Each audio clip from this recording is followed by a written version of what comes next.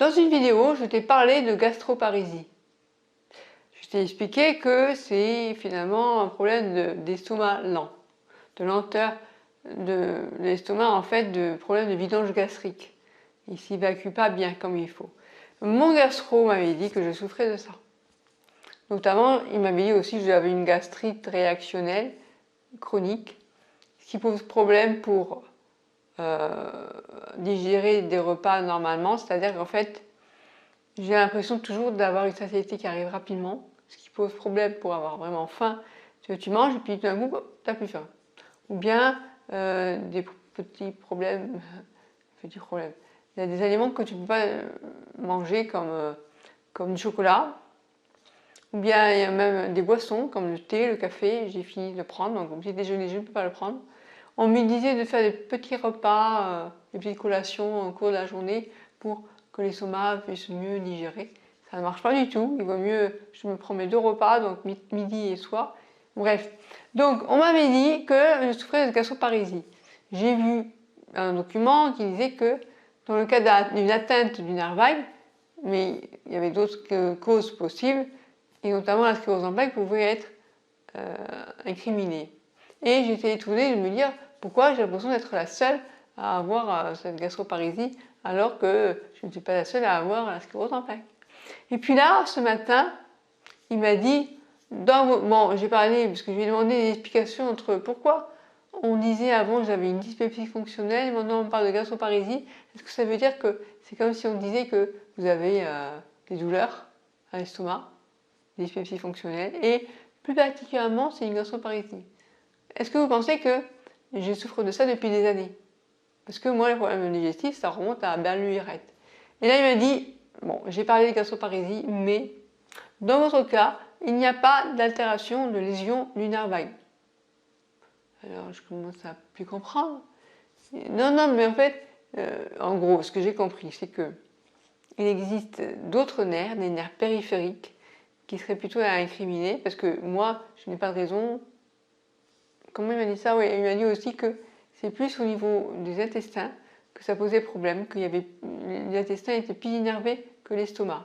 Bon, ok. Et en fait, à ce moment-là, attends, juste une position parce que là je vois. 2 secondes. J'ai mon écran qui n'est pas éteint parce que j'enregistre quelque chose et ça me dérange de voir la personne en train de gesticuler. Donc j'essaie de bouger ça. Et non, je peux pas. Non, je ne peux pas. Je ne peux pas. Ah, je ne peux pas. Je ne peux pas. Et voilà, on va faire ça avec. Tant pis. Je reprends, désolé. Donc, ouais, je mets 2 comme ça. Ouais, moi ça tombe, ouais. Je sais qu'il faudrait que je fasse, c'est que je mets quasiment comme ça. C'est vrai qu'il y a vraiment pas. Ça pose un problème, ouais. Comme ça, ça me dérange d'avoir quelqu'un qui gesticule à côté de moi là. Quand je suis en train de parler, ça me déconcentre. Bon, désolé, hein, c'est pas aussi bien. Ah, tu vas voir, personne n'a pris. Voilà, je ne verrai plus, ouais, c'est mieux. C'est mieux pour moi. Voilà, je mets de la droite, tu vois. Ça ne dérangeait pas. Donc, j'ai expliqué que. Allez, on revient pour soyons fous. Ouais, bon, c'est pas terrible comme décor, je suis désolée, je ferai bien la prochaine fois. Je dis ça, mais. Là, désolée, j'ai pas encore déménagé, alors quand ce sera chez moi, ce sera autrement. Enfin, attends bien, puis voilà, peut-être la personne ne va pas. Donc, voilà. Voilà. Ok, donc, tant pis, t'auras le. Ah, mince. Désolée, voilà, moi, je te vois plus. Donc, je suis en train d'expliquer que. Ah, donc voilà, j'essaie de comprendre quand je souffre finalement. Le dyspepsie fonctionnelle, c'est-à-dire. Non, mais ça va pas, hein. Je vais le reprendre. Attends, je sais pas si je peux pas mettre sur pause celui-là.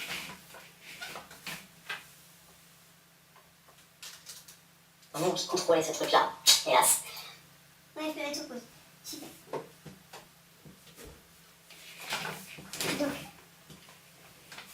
Donc je peux éteindre comme ça. Voilà, je peux reprendre. Super. Celui-là.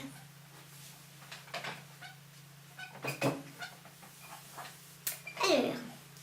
J'étais en train de t'expliquer que je me suis posé la question, mais de quoi je souffre alors, docteur? Si vous me dites, j'ai une gastroparésie, mais il n'y a pas d'atteinte du nerf vague, en fait, à un moment donné, je lui fais, docteur, pensez-vous que mes problèmes digestifs, donc, qui datent de Berlus-Lirette, pourraient être dus à des abus sexuels que j'ai vécus pendant l'enfance? Et là, elle m'a dit, c'est rare que ce soit le patient qui m'en parle. En général, c'est moi qui pose des questions par rapport au fait que, et là tout de suite j'ai vu griffouiller quelque chose sur son papier, sur ses documents, et là il va expliquer que dans 80% des cas dont je souffre, enfin des problèmes de dyspepsie fonctionnelle, de troubles digestifs fonctionnels, c'est lié à un traumatisme durant l'enfance. Alors, je ne sais plus exactement, il n'y a pas de choc émotionnel, et dont les abus et les violences sexuelles peuvent participer, et voilà. Et donc, on a parlé de ça, c'était intéressant, parce que finalement, il a dû se dire, bah, me fait suffisamment confiance pour me l'avoir dit. Et puis, tout de suite, il m'a parlé, il m'a dit, mais dans ce cas-là, j'ai une thérapie qui peut bien marcher pour vous, c'est le MDR, le problème la technique on dit ça. Ça consiste à bouger au niveau oculaire, les yeux d'un côté et de l'autre. C'était, je crois, une pratique qui avait été trouvée et qui a été utilisée pour les personnes qui ont connu la guerre du Vietnam, je crois, enfin bref. Et donc il m'a dit, j'ai de bons résultats avec ça. Et donc il m'a expliqué que finalement il dit c'est automatique, quoi, c'est quasiment automatique. Les enfants qui vivent ça, ou même des personnes, en tout cas bon, les enfants qui vivent des abus sexuels, encore plus sexuels mais d'autres choses, il m'a dit exactement, un traumatisme, connaissent après, c'est systématique, ce qu'il appelle chez moi une hypersensibilité viscérale, digestive et viscérale. Et donc j'ai espoir, grâce à cette thérapie, l'EMDR, que je puisse me sortir de l'affaire, parce que ça fait quand même 40 ans à peu près que je souffre de problèmes digestifs qui conduisent à une perte de poids. Il faut savoir que, donc je lui dis, et là, si tu as la sclérose en plaques, n'écoute pas ce que je vais dire. J'ai dit, docteur, il faut vraiment que je vous dise que c'est presque, je suis plus embêtée par ces problèmes digestifs que par la sclérose en plaques. Ça ne veut pas dire que la sclérose en plaques, c'est pas un problème pour moi, mais entre le problème digestif et la sclérose en plaques, les deux cumulés, c'est une horreur, quoi. D'ailleurs, je lui ai bien expliqué, quand je dois prendre un antibiotique, je ne peux plus.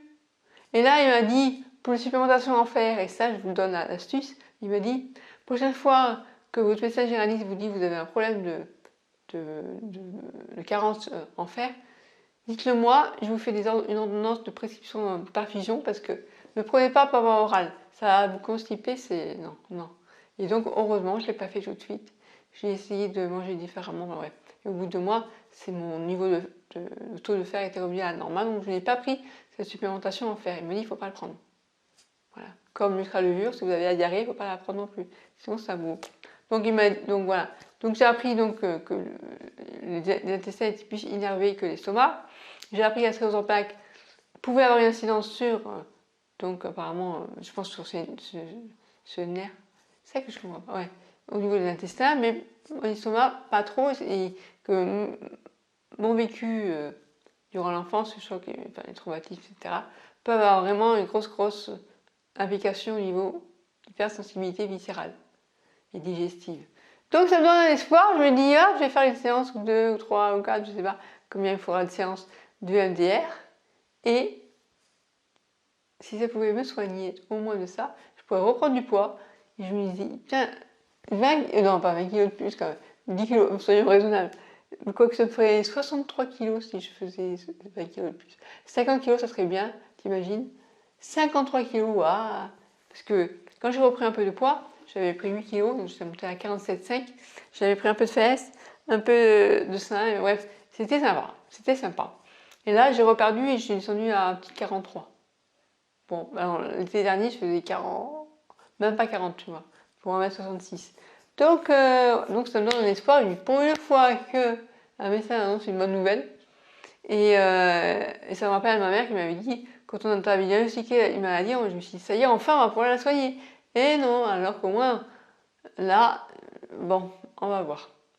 N'empêche que j'ai un peu la rage contre mon grand-père, franchement, encore plus qu'avant. Tu veux dire, et moi, je pense que si on pense, enfin, si on dit la gastroparésie, enfin ce que je vis, dyspepsie fonctionnelle n'est pas lié à la sclérose en plaques, moi je pense que les abus sexuels ont provoqué à la fois ces problèmes digestifs et la sclérose en plaques. Parce que tout est apparu en même temps, comme par hasard. Vers 12 ans, à la mort de mon grand-père, je commençais à avoir la fatigue, ben bref. Et ça a mis du temps avant que la sclérose en plaques devienne chronique finalement, et que les poussées comment dire, deviennent de plus en plus rapprochées, voilà, et qu'on diagnostique la maladie. Et je m'étais posé la question comment faire, qu'est-ce que je peux utiliser pour, finalement, si je pense que la sclérose en plaques est due à ce que j'ai vécu pendant l'enfance, réparer ce traumatisme pour espérer avoir un impact sur les symptômes de la maladie. Après tout, comment t'expliques que Terry Howells, en ayant changé d'alimentation, elle est passée de fauteuil roulant à quelqu'un qui court, qui fait du vélo? Bon, je pense que la maladie reste un mystère. Donc je t'ai posé la question, comment faire pour rembobiner le cycle? Et là, je me dis, avec le MDR, peut-être que ça pourra aussi agir sur la sclérose en plaques. Alors, si c'est la sclérose en plaques, n'écoute pas ce que je dis parce que c'est peut-être le DR d'une sépienne, hein. Mais voilà, j'ai envie de croire que reste ouverte à ces possibilités-là. En tout cas, pour les problèmes digestifs, déjà, ça pouvait m'aider. Et parce que c'est vrai que si je faisais 10 kg de plus, peut-être que j'accepterais le traitement du neurologue. Et là, je sais que, d'ailleurs, c'est ce que je vais dire au neurologue, d'abord je reprends 10 kg et après on en rediscute. Parce que avec 10 kg de plus, je me sentirais plus à l'aise, quoi. Voilà ce que je voulais te dire. Donc, désolée, c'était pas une gastroparésie que j'avais, c'est évidemment une dyspepsie fonctionnelle, ce qui veut dire que tu as des maux d'estomac, une hypersensibilité digestive et nerveuse, qui est due à ce que j'ai vécu pendant l'enfance. Et j'ai pas vécu que ça pendant l'enfance, après, comme je lui ai dit, pendant les repas, avant, au moment de l'adolescence, mes parents, ils se chicanaient. Ma mère, elle finissait par pleurer, et mon père, il allait se réfugier dans sa télé, il fuyait, quoi, la discussion. Et moi, j'étais là comme une éponge, et j'essayais de parler à ma mère pour la rassurer, pour la consoler. Et j'en ai pris plein, comment dire, plein l'estomac, quoi. C'est mon estomac qui a trinqué. Donc ça n'a pas dû arranger les problèmes d'abus. Et au-delà de l'abus, quand on parle d'abus sexuel, ça veut tout et rien dire, quoi, finalement. Pour être clair, c'est premierisez-moi avec quelqu'un que tu connais bien, ton grand-père. Super. Ça te... Après, il ne faut pas s'étonner que je sois célibataire. Après, il y a le fait que tu fais confiance à quelqu'un et après tu te rends compte que tu as été trahi. Il y a une fille qui m'a dit mais mon grand-père il vous a jamais aimé parce que quand on aime quelqu'un on ne se comporte pas comme ça. Donc tu dis j'ai aimé quelqu'un qui m'a pas aimé, qui s'est foutu de moi, qui m'a pris pour un objet. Enfin, et donc ça fout un peu les boules. Voilà, ça fout même beaucoup les boules. Et en plus tu te dis à cause de lui je traite depuis des années des problèmes digestifs et peut-être même la sclérose en plaques. Alors là le summum du summum, quoi. Si je l'avais en face de moi, je ne sauterais pas dans les bras, je voudrais de baffe, je crois. Mais bon, c'est comme ça. Donc j'ai envie maintenant que le fait que j'ai la sclérose en plaques serve à quelque chose. Le fait que ce que j'ai vécu au niveau digestif, ça sert à quelque chose. Que je témoigne. Parce que c'est la manière de me dire, c'est une forme de résilience, de me dire, bon, au moins que ça n'ait pas servi à rien. Voilà, je te laisse parce que j'ai ma conférence qui continue sans moi. Ciao!